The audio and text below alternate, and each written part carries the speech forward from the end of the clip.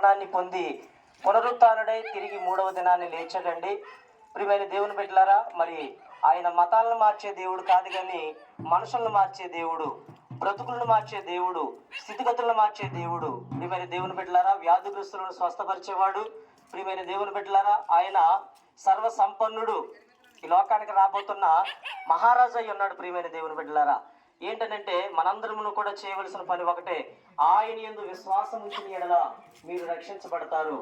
ఆయన యందు విశ్వాసం ఉంచిన ఎడల మీరు స్వస్థత పొందుకుంటారు.